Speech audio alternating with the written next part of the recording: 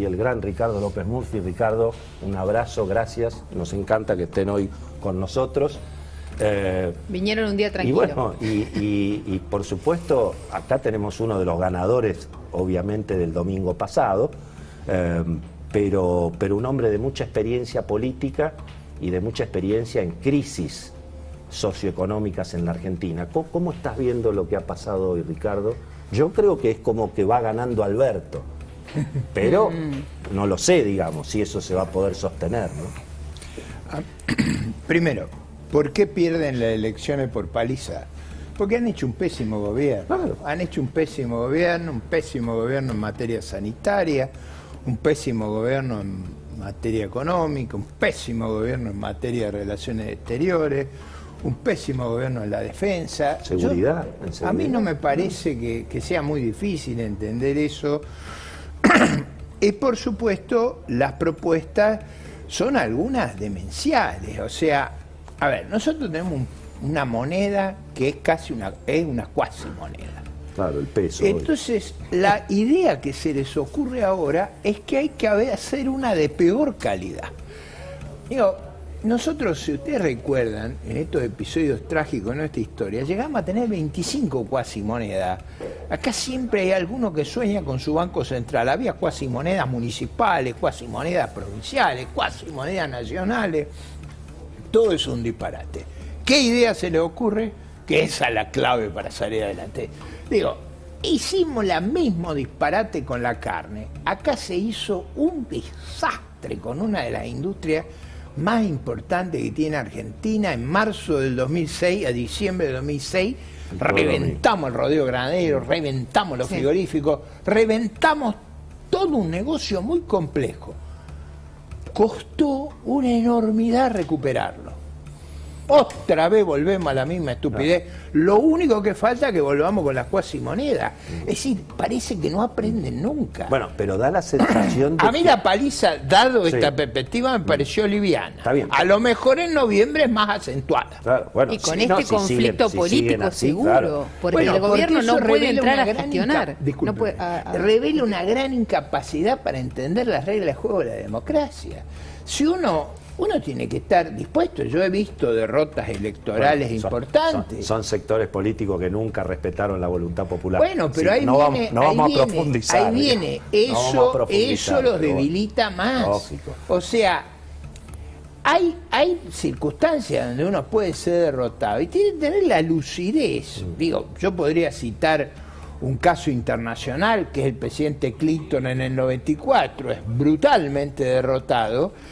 Pero en lugar de hacer un desastre, se acomoda y gana en el 96. Aquí está el autor de una frase que es el otro juega, ¿no? Acá el profe Santraño, el otro juega. Ahora, el otro juega en la urna y en el dólar. En las dos cosas juega el otro. Entonces yo lo que veo es que en alguna medida Alberto Fernández está tratando de evitar todas estas locuras, digamos, ¿no? Sí, Sí, no sé. ¿qué margen hay con Guzmán o sin Guzmán? Con Guzmán o sin Guzmán. ¿Cómo ves todo esto? No, acá tenemos, a ver, un orden de causalidad que empezó de la economía a la política, porque la economía, más los otros temas que mencionaba Ricardo, tuvieron un rol fundamental en la derrota electoral, donde más allá de que hoy nos parezca previsible, fue una sorpresa para todo el mundo. A ver, obviamente con el diario del lunes, con la economía, con la cuestión sanitaria, con la foto inolvidable y con un conjunto de temas, era lógico, pero el viernes no sabíamos que esto iba a pasar. No, en el búnker de Juntos por el Cambio, Tampoco. hasta las Por eso te digo, 19:30, por eso te se había comprado el boca de urna. Por eso te digo. Así Creyeron el que boca acá de hubo urna una de Roberto sorpresa Bacco. y una cuestión.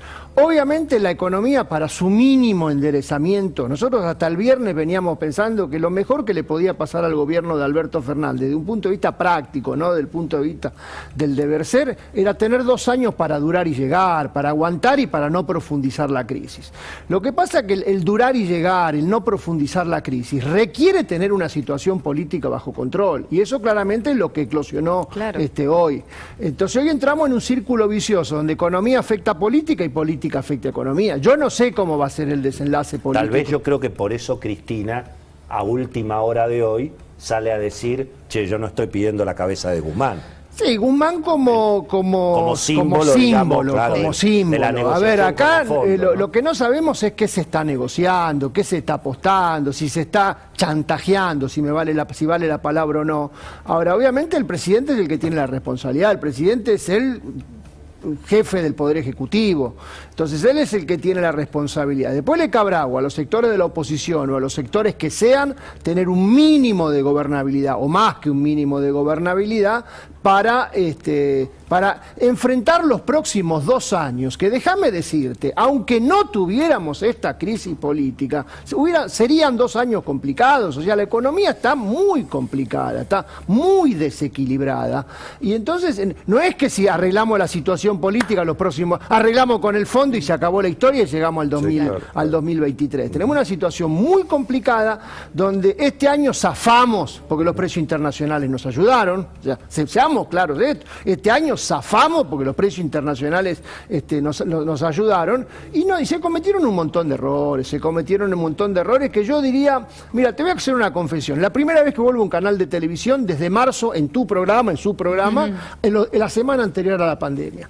La semana anterior a la pandemia yo dije, mira, mientras dure esta pandemia, la prioridad es la cuestión sanitaria. No voy a hacer una crítica económica mientras estemos en cuestión sanitaria.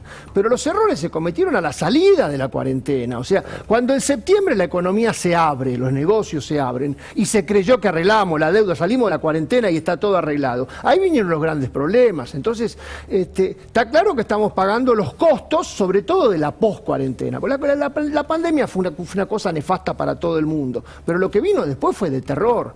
Y este año, yo diría, 50% de inflación es el mayor problema que tiene la economía argentina. Ricardo, ¿qué tiene que hacer la oposición respecto de este momento? Porque, por ejemplo, el gobernador Gerardo Morales, ayúdame Beto, Gerardo Morales salió a decir hay que ponerse al lado del presidente. Sí. Lo escuché a Luis Juez aquí en este programa diciendo, este es un problema del peronismo, no nos metamos, porque siempre hacen lo mismo, hacen que se pelean, después lo van a terminar victimizando a Alberto, digamos. Pero el presidente del Comité Nacional de la UCR, Alfredo Cornejo, también fue enfático y fue muy crítico con esta especie de azonada que impulsó Cristina y porque me imagino que acá también debe estar la historia de los halcones y las palomas en la oposición, donde por ahí las palomas son proclives a negociar y los halcones dicen ni loco, y mucho menos antes de las elecciones. ¿Cómo la ves, Ricardo? Yo pertenezco a una especie canina, así que no estoy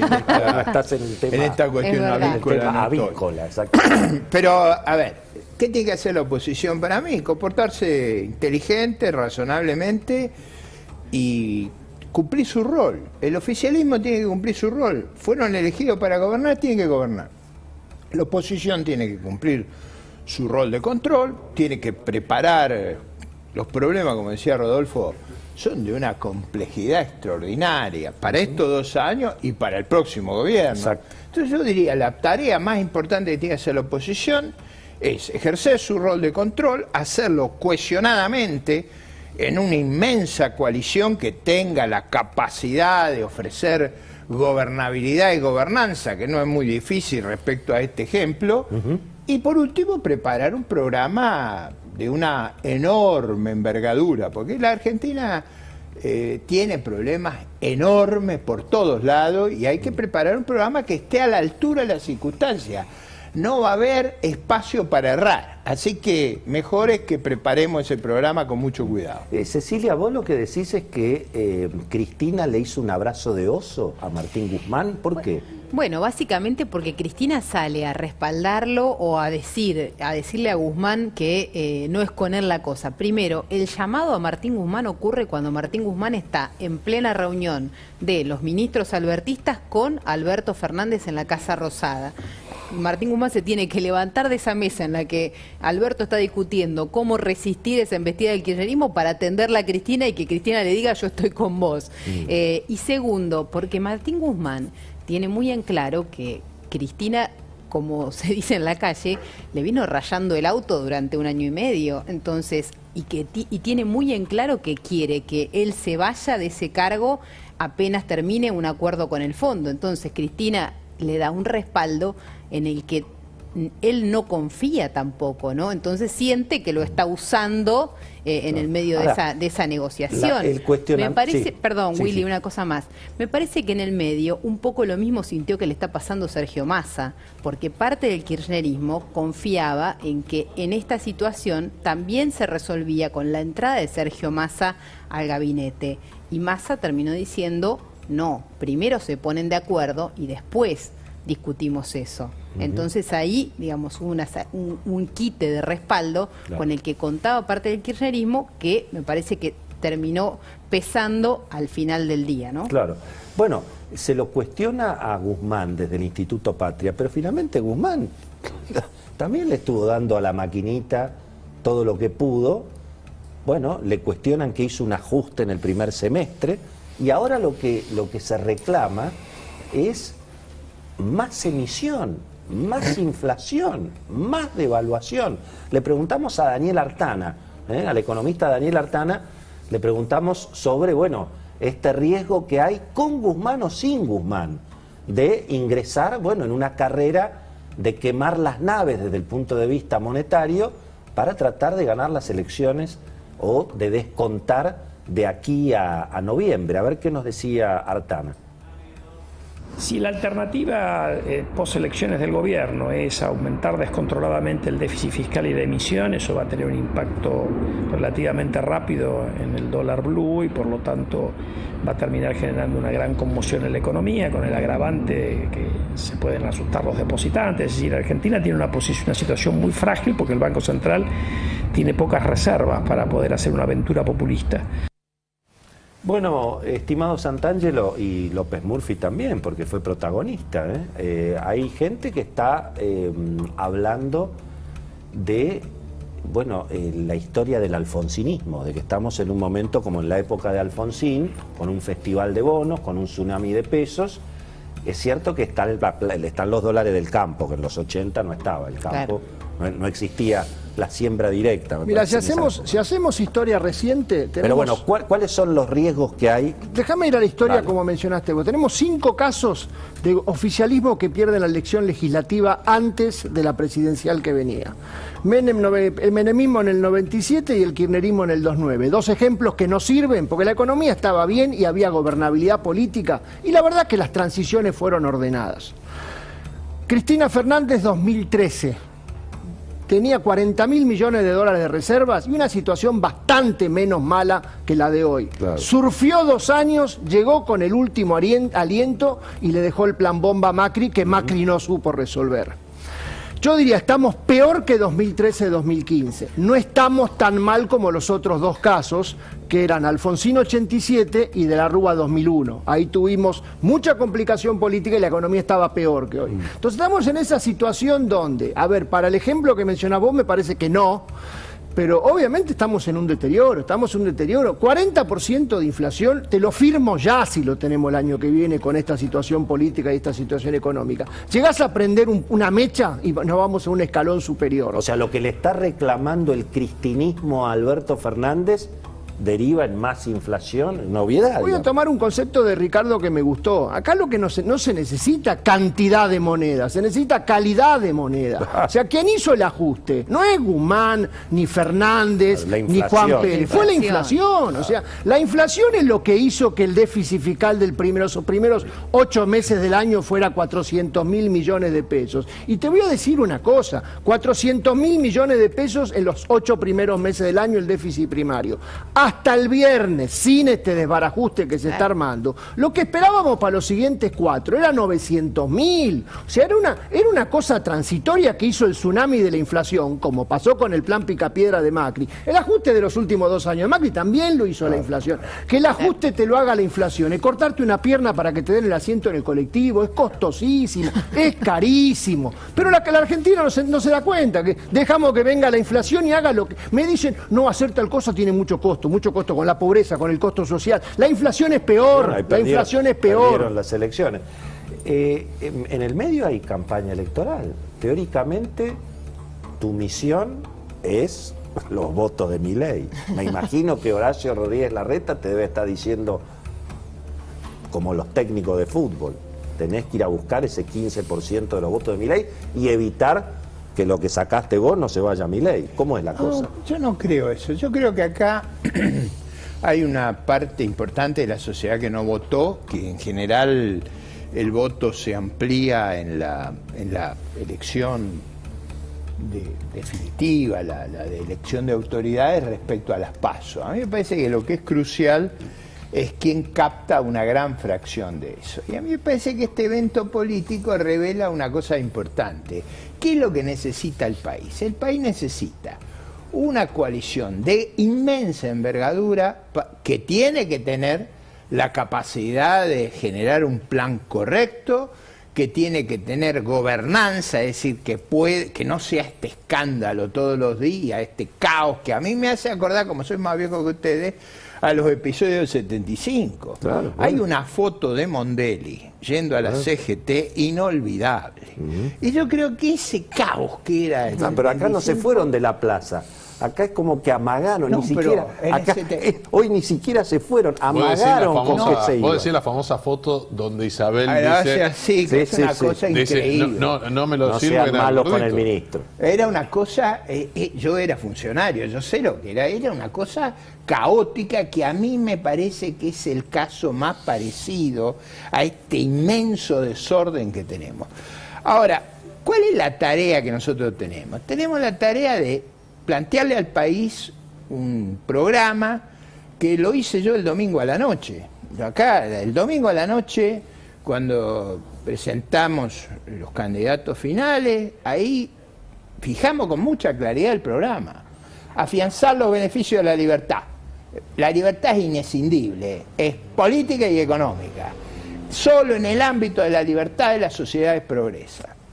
Segundo, terminar con los privilegios. Estos escándalos de los vacunatorios VIP, de la festichola, de los juicios VIP, de los empresarios amigos del gobierno, del capitalismo amigo, eso hay que terminar. Las moratorias. Tercero, hay que afianzar y asegurar la defensa común, es decir, el país está en un estado de indefensión, no puede defender sus mares, sus cielos, su frontera, y tiene ni los barrios del conurbano. Tiene que consolidar la paz interior, tiene que asegurar esa tarea tan vital del Estado. Yo, por ejemplo, hoy me contaba un caso, gente mía de Mar del Plata, que hay unos tipos que se le han plantado a un frigorífico pesquero, se le acuestan ahí a la entrada de los camiones, un bloqueo, y le dice: ¿me pagás?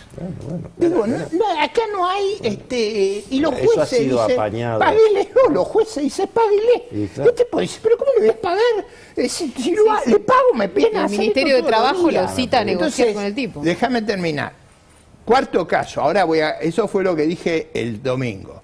El cuarto caso es volver a poner en el centro del modelo de acumulación al sector privado. Las economías que prosperan. Rodolfo recién decía la desastrosa, el descalabro macroeconómico que tenemos. Tenemos un déficit de 40.000 millones de dólares, porque nadie cuenta la parte cuasi fiscal, pero acá tenemos un agujero enorme en el Banco Central. Entonces, poner en el centro del modelo de desarrollo al sector privado, defender la iniciativa privada, defender a los emprendedores, defender a los innovadores, integrarnos al mundo, no esta cosa disparatada de estatismo sin recursos. Y por último, no jorobar con las cuasimonedas. No. Mañana, no lo quiero hacer esta noche, pero digo, porque estas cosas, mañana me llama tu socio ahí en el programa radial de la mañana. Mirá vos. Voy a contar una anécdota de las cuasimonedas. Bueno, claro. A estos años, tengo tantos años que ya tengo anécdotas. Beto Valdés, perdón, Ricardo. Beto Valdés viene insistiendo hace tiempo, bueno, que la reina está más desnuda de lo que parece. Y hoy, en definitiva, bueno, digamos, esta sonada que organizó Cristina terminó siendo apoyada exclusivamente por los sectores ultracristinistas. ¿Cristina está mostrando signos de debilidad desde tu punto de vista, Beto? Sí, obviamente. A ver, remontémonos a la carta de octubre del año pasado de los funcionarios que no funcionan. ¿Qué logró? Que se vaya a los sardos, era absolutamente previsible, y ni siquiera desembarcó en Ultra K, sino Martín Soria. Después, en el curso del 10 de diciembre, a fin de año, en el Estadio Único de La Plata, donde ya directamente dicen que se vayan, si no tienen lo que hay que tener, que se vayan, plantea un cambio de rumbo que de alguna manera lo tuvo en cuenta, pero no conformó a Cristina. Y después el cierre de listas, donde el objetivo de Cristina, de Máximo, de la Cámpora y de Sergio Massa era, con el engaño de que mediaban, que el jefe de gabinete, Santiago Cafiero, encabezara la lista de diputados nacionales. No ocurrió. Ahora bien, después de haber sido derrotada en las PASO, de que perdiera su pollo Axel Kicillof, de que si se ratifican los números o empeoran, pierde el control del Senado, que cambió el humor en Comodoro Pi y que ella no tiene solucionadas muchas de esas cuestiones, ¿cómo va a tener más poder? Y lo que termina provocando esta verdadera infantilada irresponsable que fue esta movida, El y show que de la demuestra renuncia, digamos, este show se genera anoche. Anoche hay una charla, porque el domingo no llegaron a hablar. Estaba tan fastidiada Cristina diciendo, si yo sabía que me traían por una encuesta, Claro, boca de urna, medio la llevaron a una trampa de también. Roberto Bachmann, no hubiera Nunca venido. perdiendo, claro. Como el domingo no pudieron hablar, 3 horas de diálogo muy fuerte, muy fuerte. Pero Cristina en el mano a mano no logró su objetivo, que es la cabeza de Cafiero, la cabeza del ministro que llamó por teléfono, la de, obviamente, todo el entorno del presidente. Matías Culfas Por es eso, un gran objetivo. intervenirle todo el gobierno, definitivamente. Matías Sí, Culfas y obviamente. sí, la fusión del Ministerio de Agricultura con el Ministerio de Producción, encabezado por con un nuevo ministro que sería Julián Domínguez. Ahora, son todos cambios que en definitiva que no logró, pero que tampoco el albertismo tiene muy en claro cuánto sostiene, ¿no? Sin esa resistencia. Entonces quedaron todos debilitados, quedaron todos desnudos, creo que ya ¿no? está conectado Joaquín de la Torre, otro de los ganadores, ¿verdad? Me parece que es otro de los ganadores del Sí. domingo, porque Joaquín de la Torre jugó con Manes, ¿verdad? En la Claro. provincia Hizo de muy Buenos buena Aires. elección en San Miguel, para variar. Exacto. Y en la primera sección electoral superó el 30 y pico por ciento cuando arrancó en 12%. Bueno, digamos, podríamos decir que es el único peronista aquí de la noche, con lo cual tenés que explicarnos, Joaquín, qué es lo que está pasando en digamos, en esta zonada donde me parece que por primera vez estamos viendo a Cristina retroceder. Es decir, Cristina termina esta noche llamando a Martín Guzmán, casi pidiendo disculpas, y finalmente no se fue nadie. Y nadie se sumó, digamos, a ese golpe institucional que intentó Cristina para vaciarle el gobierno a Alberto Fernández. ¿Cómo lo ves vos, Joaquín, esto? ¿Y cómo crees que sigue?